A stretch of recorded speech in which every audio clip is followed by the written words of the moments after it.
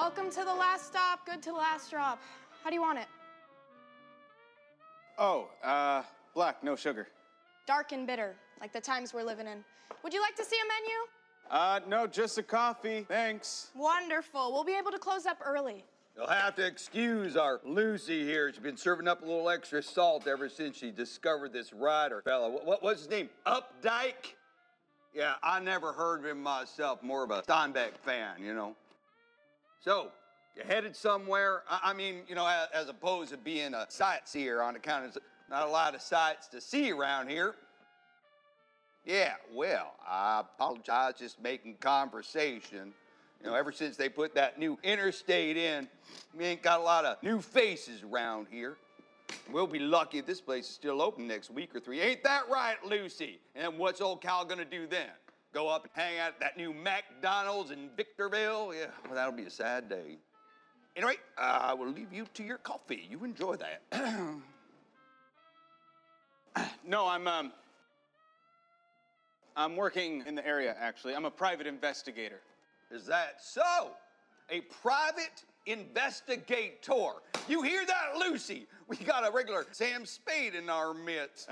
Well, that's quite a line of business, right? Fast cars and dangerous exotic women, am I right? Well, no, I don't get paid enough for car chases, but there are some women who could be a danger to your health. Oh. No, it's legwork, basically. Insurance fraud, divorce cases, that kind of thing. Yeah, invest in leather. That's what I always say to people who are trying to get into this business. It's good arch support. Huh. But, there are some divorce cases. Those can get a little hairy. Well, I bet they can. Right? Like Jody and Marilyn, they went in the wrong room with Frank. Right. That was in the papers, I guess. It sure was. I told Bessie, you know, them famous people, they're just like everybody else. Bessie's my wife. You get a lot of cases like that? Like movie stars and all? No, nothing like that. Oh. No, well, there was this one case. Yeah? This fella comes into my office. He's certain his wife's got something on the side.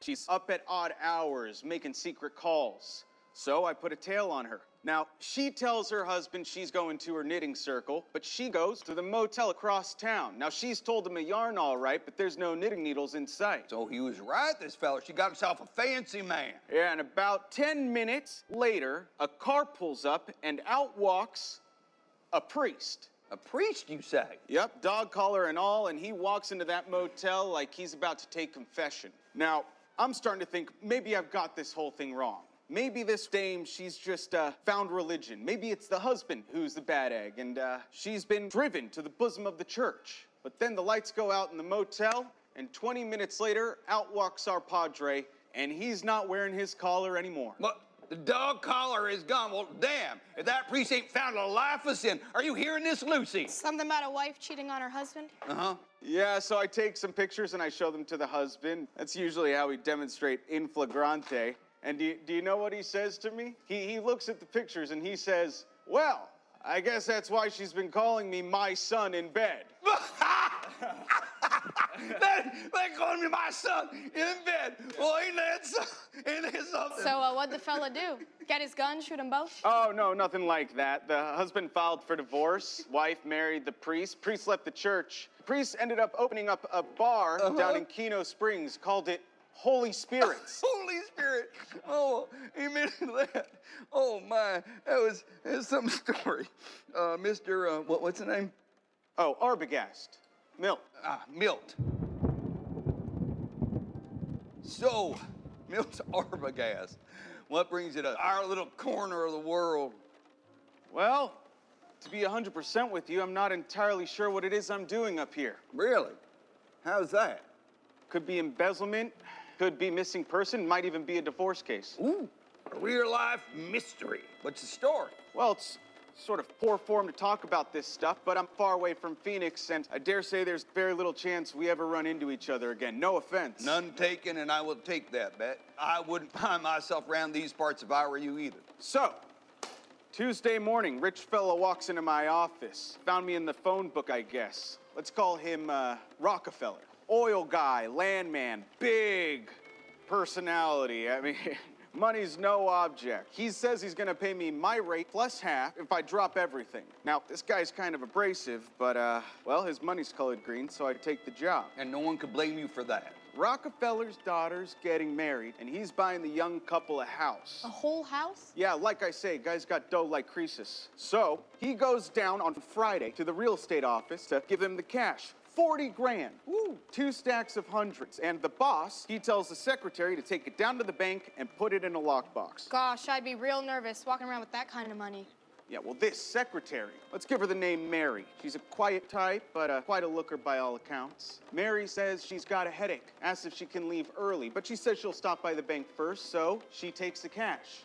But come Monday morning, Mary doesn't show up for work, and the cash never makes it to the bank. Well, that is peculiar. Naturally, they're concerned. Naturally. They call Mary. No answer. They call Mary's sister. Let's call her Rose. She says she hasn't heard from her. So, with the moolah missing and Mary nowhere in sight, well, you don't have to beat Picasso to draw certain conclusions. It sure doesn't look good for Mary, that's for sure. Now, this is where I come in. Rockefeller's mad as hell. He wants Mary's head on a spike. And the boss, he says that Mary's always been a good sort. But I tell them it's usually the ones you can trust that are the most suspicious. It's a shame if that's true, but may I just interject just for a moment? Why didn't the Rockefeller just go to the police? Maybe the cash was off the books. In any case, Rockefeller wants me to find Mary, and he doesn't want to press charges. He just wants his 40 grand back. You know, men like that, they never just want the money. They want the why.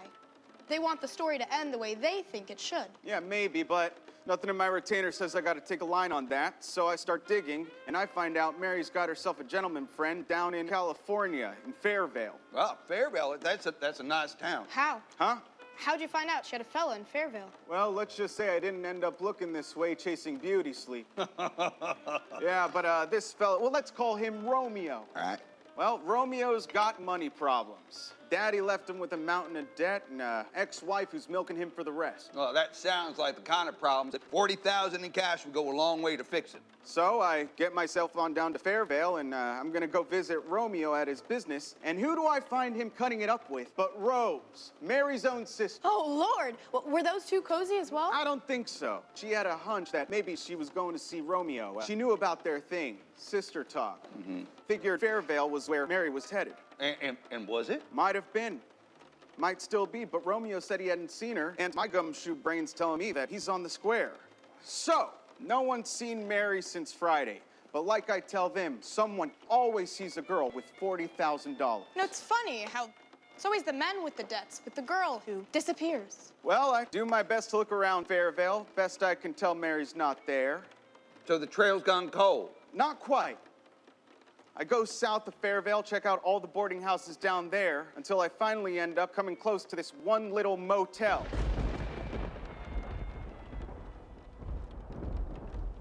I was a little off the road. Figured it was closed maybe, but there's this young fella keeping the lights on. Strange demeanor, sort of shifty. I ask him if he's seen Mary. I show him a photo. He doesn't even look at it, just tells me that there's been no guests in days, but I caught him in a lie. Someone had signed the registry on Saturday. So she'd been there. Seems so. And when I call him on the lie, he says he forgot. Says, yeah, someone did match Mary's description that was there on Saturday. Says she paid in cash and then left in the morning. Do you ask him why he lied at first? Said he was confused. Said the photo didn't match the description because it was raining outside. None of it washed. I mean, he was a strange fella. And I knew he was lying. Think maybe she gave him some of that money? You know, to keep quiet? It's possible. But I saw someone up in the window in the house. He said he lived alone, then he said that his mother lived there. Said I couldn't talk to her though, said she was sick, housebound. Well, I bet you that was Mary up there in that house. Maybe so, but something about his story didn't sit right, that's for sure. So what are you what'd gonna you do? do? Well, I'd like to give the kid the benefit of the doubt, but I'd run out of money real quick if I got into that habit. So I'm gonna go back up to that house, see if I can talk to that mother. See, in my experience, sick old ladies are still plenty sharp. Like a knife, some of them. Figured I'd come up this way first, see if anyone had seen Mary. And has anyone seen her? Nope. And apparently neither of you have her. You'd be squawking about some skittish blonde who's throwing around $100 bills. Well, that sure would be a fine sight to see, but I'm sorry, I have not. How about you, Lucy? You seen anyone? No. Shocked that this place was open. Everything's boarded up. Yeah, well, like I told you, ever since they put the interstate here, everything's just dried up. Well, I better get going. How much do I owe you? 10 whole cents. There's a quarter. For listening to my stories. Well, are you kidding? That's the most excitement we had around here since somebody ran by with the Olympic torch. Is that right? Well, good luck to you. I hope you find the lady and the money, ideally connected, or do I? You know, hearing you tell it, I cannot tell a lie. Part of old Cal here sort of wishes that maybe that young lady is already over in Oregon with a smile on her face and $40,000 in the passenger seat. Well, if that's the case, I still got a long way to go. Night. Night. Well, Lucy, that is some business, isn't it? Say, you don't think he was talking about the baits?